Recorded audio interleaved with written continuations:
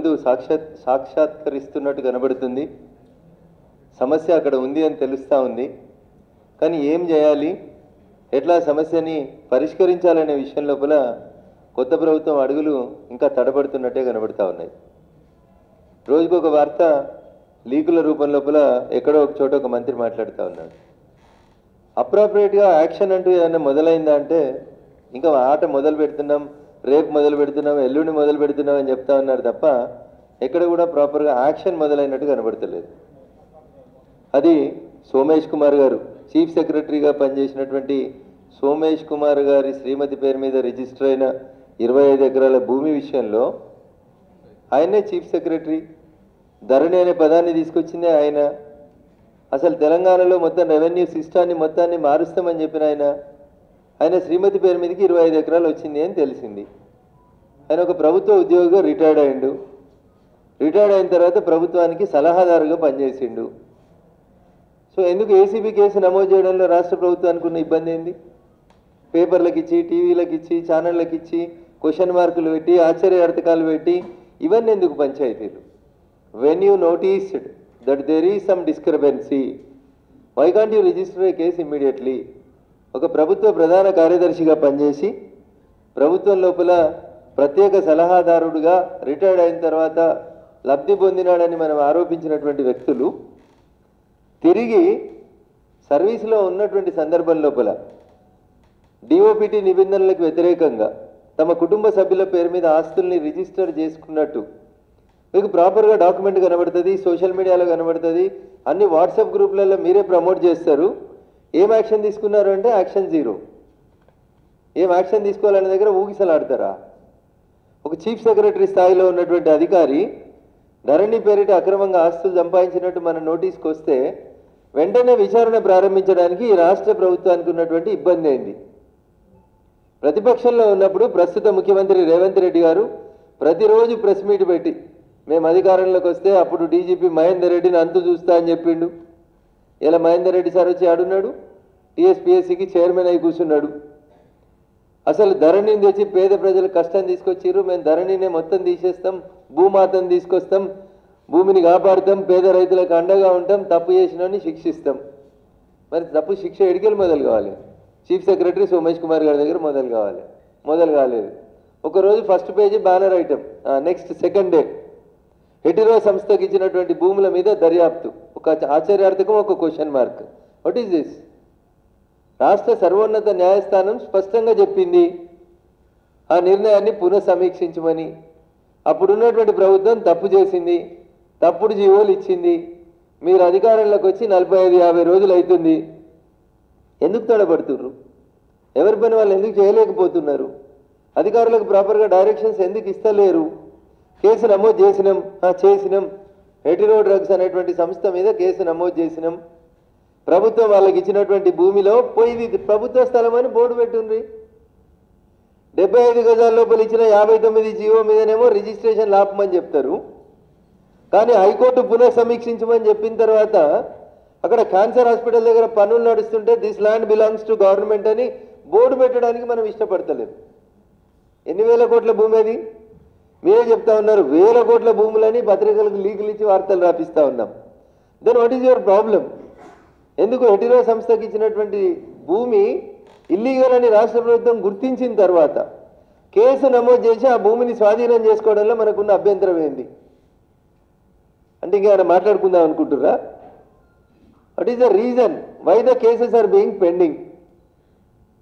ఒక ఐఏఎస్ గురించి చెప్పాల్సిందంటే ఒక 100 మంది గురించి చెప్పొచ్చు. సోమేష్ కుమార్ గారు అంతే, రజత్ కుమార్ అయితే మీరు బాగా చెప్పిన కాళేశ్వరంలో ఇంజనీరింగ్ చీఫ్గా ప్రత్యేక అధికారిగా ఉన్నాడు, బిడ్డ పెళ్లి చేసిండు, తాజ్ కృష్ణ వాళ్ళ బిల్లు కట్టిరు, బిల్లు కట్టినోడు company contractor. Then where is the action? ఒక్క బ్యూరోక్రాట్ మీద కూడా యాక్షన్ ఎందుకు లేదు? రఘునందన్ రావు ఏ టోన్లో మాట్లాడిండో అప్పుడు రేవంత్ రెడ్డి గారు కూడా అదే టోన్లో మాట్లాడిండ్రు. ఏం చెప్పారు? బీహార్ బ్యాచ్ అంతా దోసుకపోతుంది అన్నారు. Then where is the action? Bihar road మీద లేదు, ఆంధ్ర రోడ్ మీద లేదు, తెలంగాణ మీద, దొంగల మీద ఎవరి మీద యాక్షన్ ఎందుకు లేదు? ఇది భారతీయ జనతా పార్టీ అడుగుతున్నటువంటి ప్రశ్న. కేసు నమోదు చేయడానికి మీకు ఎంత సమయం కావాలి?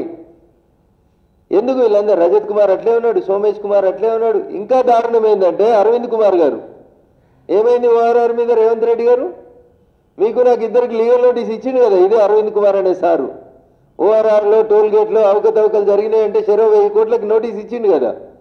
So what is the action this government has initiated on ORR? ఉత్తర అరవింద్ కుమార్ గారిని అక్కడి నుంచి ట్రాన్స్ఫర్ చేసేసినాం, అయిపోయిందా? చేతులు దులిపేసిరా? సోమేష్ కుమార్ గారు, రజత్ కుమార్ గారు, అరవింద్ కుమార్ గారు, రిటైర్డ్ అయిపోయిన వెంకటరామరెడ్డి సారు రింగ్ రోడ్ వంకలు తిప్పుతారు, రింగ్ రోడ్ టోల్ గేట్లు అమ్ముకుంటారు, నియో పోలీస్ పక్కన 100 కోట్లకు ఎకరంగా ఉంటారు. మీరు బ్యూరోక్రాట్లా ఇంకా బందిపోట్లా? ఏడికెళ్ళి వస్తున్నాయి మీకు ఈ పైసలన్నీ? ఏం చేస్తారు వీళ్ళంతా? ఒక ఆయన రిటైర్డ్ అయ్యి కాలు మొక్కి కలెక్టర్ పోయి ఎమ్మెల్సీ అవుతాడు, ఇంకొక ఆయన రిటైర్డ్ అయ్యి కాలు మొక్కి చీఫ్ సెక్రటరీగా రిటైర్డ్ అయిన పోయి ప్రత్యేక సలహాదారుడు అవుతాడు.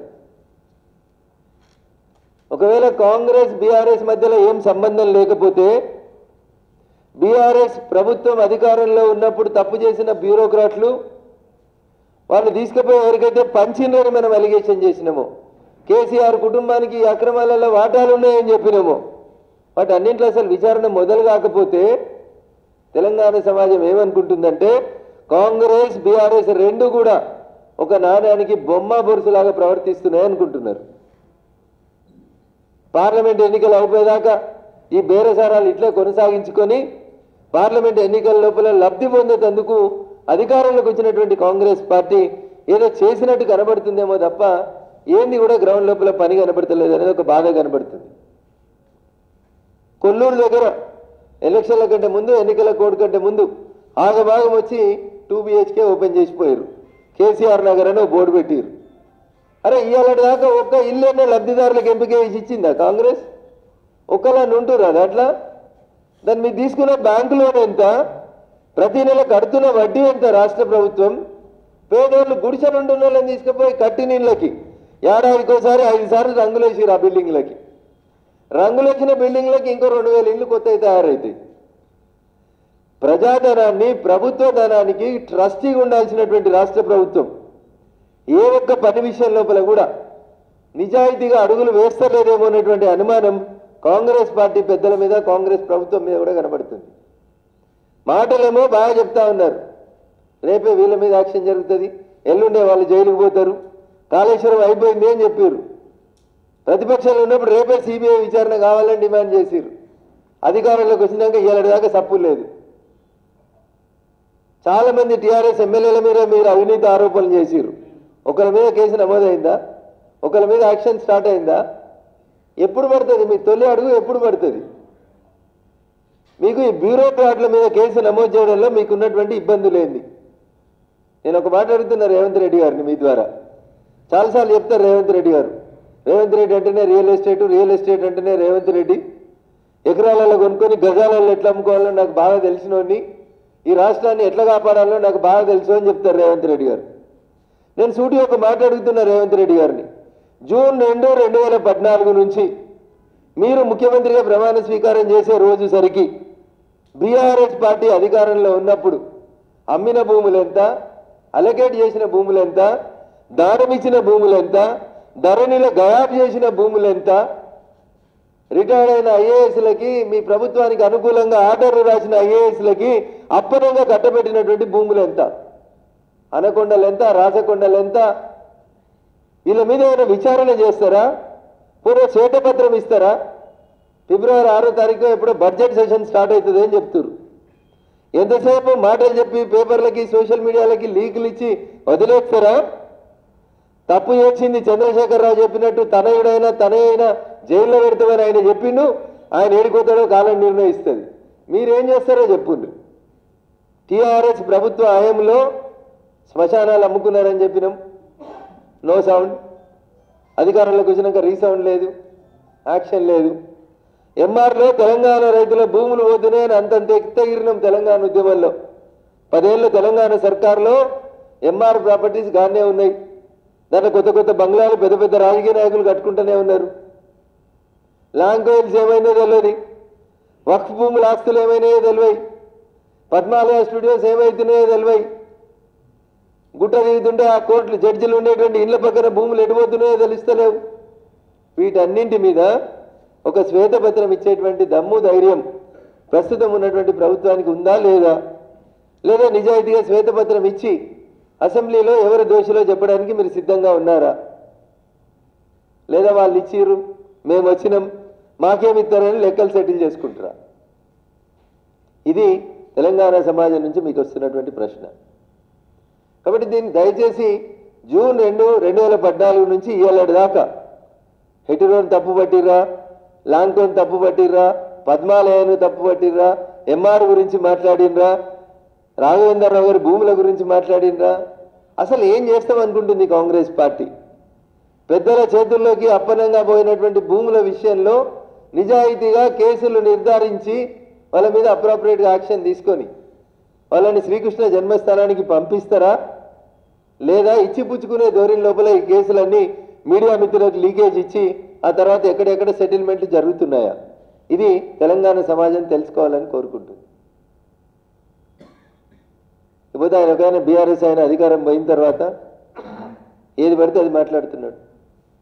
అధికారంలో ఉన్నప్పుడు మోడీ గారి గురించి, అధికారం పోయినాక గవర్నర్ గారి గురించి నోటికి ఎంత వస్తే అంత మాట్లాడుతూ ఉన్నాడు. అక్కడ వెనకాల ఊరు కాలైతుంది ఆయన కనబడతలేదు, సిరిసిల్ల కాలైంది అనేది ఆయన కనబడతలేదు. జడ్పీటీసీలు పోయినరు, కౌన్సిలర్లు పోయినరు, సర్పంచులు పోయినరు. 5 ఏళ్ల వరకు ఆయన వెనకాల ఎవరు ఉండే పరిస్థితి లేదు. పొద్దున్న లేస్తే కాంగ్రెస్ బీజేపీ ఒక ఎలక్షన్ ప్రొపగాండా పెట్టుకున్నాడు. బాగా చదువుకున్నా అని చెప్తావు కదా రామన్న, ఈ దేశంలో కాశ్మీర్ నుంచి కన్యాకుమారి దాకా ఏ రాష్ట్రంలోనన్నా ఎప్పుడన్నా కాంగ్రెస్ బీజేపీ పొత్తు పెట్టుకున్నాయా? నువ్వు పుట్టినాక, నువ్వు పుట్టకముందు ఏమైనా జరిగిందేమో నాకు తెలియదు, కానీ నీకు రాజకీయాల మీద అవగాహన వచ్చిన తర్వాత ఎప్పుడన్నా ఏ రాష్ట్రంలోనన్నా కాంగ్రెస్ బీజేపీ కలిసి పోటీ చేసినాయా?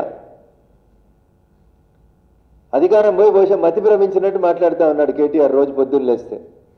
ఏది పెడుతుంది?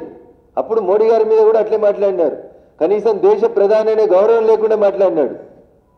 ఇవాళ మళ్ళీ గవర్నర్ గారి మీదకి మాట్లాడుతున్నారు. ప్రధానమంత్రులు కనబడరు, వారికి గవర్నర్లు కనబడరు, మహిళలు కనబడరు.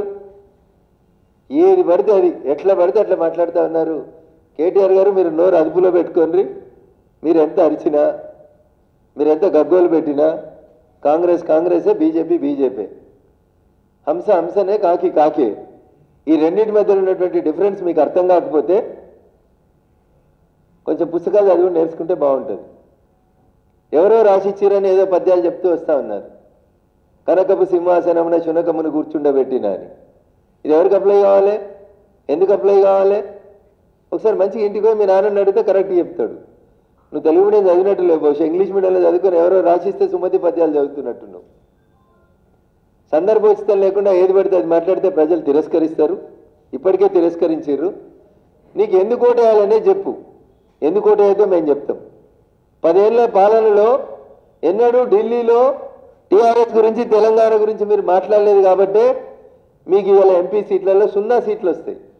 నేను మళ్ళీ చెప్తా ఉన్నా, టీఆర్ఎస్ లేదా బీఆర్ఎస్ అనేటువంటి పార్టీ ఎన్ని పిల్లి మొగ్గలు వేసినా, రోజు ఎన్ని బూతులు తిట్టినా, రోజు తమను తాము ఎంత గొప్పగా ప్రజెంట్ చేసుకునేటువంటి ప్రయత్నం చేసినా అల్టిమేట్గా టీఆర్ఎస్ పార్టీ లేదా బీఆర్ఎస్ పార్టీకి వచ్చే పార్లమెంట్ ఎన్నికలలో వచ్చే సీట్లు బిగ్ జీరో తప్ప ఒక సీటు కూడా రాదు.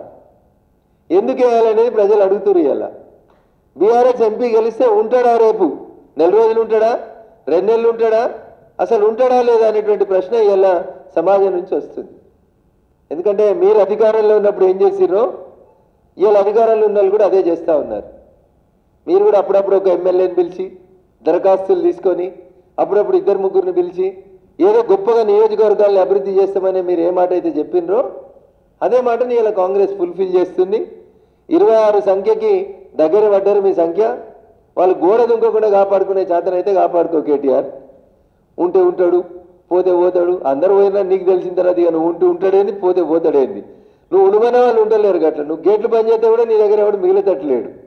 అందుకని వేదాంతాలు ఇంకేదో కొత్త నగ్న సత్యాలు అనుకున్నట్టు కొత్త వాళ్ళని తయారు చేస్తాం. నీకు తయారు చేసే అలవాటు లేదు. పక్క పార్టీలో తయారైతే మన పార్టీలకు తెచ్చుకున్నాడు అలవాటు నీకు. అందుకని ఇప్పుడు దెబ్బలు తాకుతున్నాయి.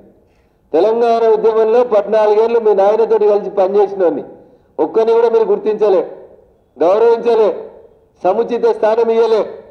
నేను ఇలా బీఆర్ఎస్ పార్టీని అడుగుతున్నా, నిజంగా మీకు ఇవ్వాలన్న కార్యకర్తలు గుర్తుకొస్తే మలిదశ తెలంగాణ ఉద్యమాన్ని మలుపు తిప్పిన శ్రీకాంతాచారి తల్లి శంకరమ్మకి రేపు వచ్చే ఒక్క రాజ్యసభ సీటు ఉంది కదా, గన్ పార్క్ దగ్గరికి వచ్చి, కొత్త గన్ పార్క్ దగ్గరికి వచ్చి బావా బామ్మర్దులు ఇద్దరు ముక్కునాలకు రాసి మేము తప్పు చేసినాం, శంకరమ్మకి ఎమ్మెల్సీ ఇచ్చినామని సోషల్ మీడియాలో తప్పుడు వార్తలు పెట్టినాం, కాబట్టి క్షమించు శంకరమ్మ అని వచ్చి గన్ పార్క్ దగ్గర ముక్కునేలకు రాసి ఈ ఫిబ్రవరిలో ఖాళీ అవుతున్నటువంటి రాజ్యసభ స్థానాన్ని శంకరమ్మకి ఇచ్చి మీ నిజాయితీని నిరూపించుకోవాలి. లేకపోతే పార్లమెంట్ ఎన్నికలలో ఓటేయమని ఊర్ల పంట వస్తే ఇలా రిటైర్డ్ అవుతున్న వాళ్ళు ఎవరన్నా ముగ్గురు రాజ్యసభ సభ్యులు, ఒక ఆయన గోళీలు వేస్తాయనే, ఒక ఆయన గోళీలు తయారు చేస్తాయనే, ఇలా మనం క్యాన్సర్ హాస్పిటల్ గురించి మాట్లాడుకుంటున్నాయని ఒక ఆయన, ఇంటి మీద ఇన్కమ్ ట్యాక్స్ రైడ్ అయితే ఎన్ని బీరువాలు ఉంటాయో అన్ని బీరువాలలో 500 నోట్ల కట్టలు దొరికినాయని ఒక ఆయన, ఇంకొక ఆయన గ్రానైట్ సామ్రాజ్యాన్ని వెళ్ళిన ఆయన. ఇలా బీఆర్ఎస్ పార్టీ నుంచి ఏప్రిల్ 2వ తారీఖున రిటైర్డ్ అవుతున్న ముగ్గురు రాజ్యసభ సభ్యులలో ఒక్కరికైనా తెలంగాణతో సంబంధం ఉందా? మేమంతా జై తెలంగాణ అని తన్నులో పడ్డ రోజు ఈ ముగ్గురు ఎవరైనా జై తెలంగాణ అన్నారా? అసలు వీళ్ళకి జై తెలంగాణ అని అన్నదా? తెలంగాణ ఇళ్ళని తెలుసా? తెలంగాణ జిల్లాలో తెలుసా వీళ్ళకి కనీసం? అందుకని మీకు నిజంగా చిత్తశుద్ధి ఉంటే కేటీఆర్ ఎగిరిపడు కాదు, నోటికొచ్చినట్టు వాగుడు కాదు, నీ చిత్తశుద్ధిని నిరూపించుకోవాలంటే బీసీలకు ఇస్తుందని ఒక క్వశ్చన్ మార్క్ పెట్టే వార్త రాపించారు పేపర్లో. సిగ్గనిపించలేదు మాట్లాడుతుంటే.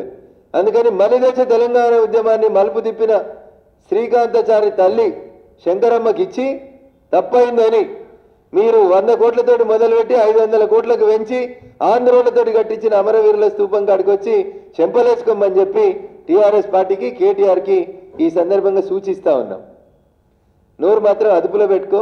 భారతీయ జనతా పార్టీ గురించి ఒక్క అక్షరం మాట్లాడినా నీ సిరిసిల్ల మొత్తం ఖాళీ చేస్తాం, నీతోటి రాజీనామా చేపించే పరిస్థితులు కల్పిస్తాం, ఉప ఎన్నికలలో నేను శంకరగిరి మాన్యాలకు పంపిస్తాం కేటీఆర్. మా గురించి ఇంకొక మాట మాట్లాడినా జాగ్రత్త అని చెప్పి సందర్భంగా హెచ్చరిస్తా ఉన్నాం. Thank you.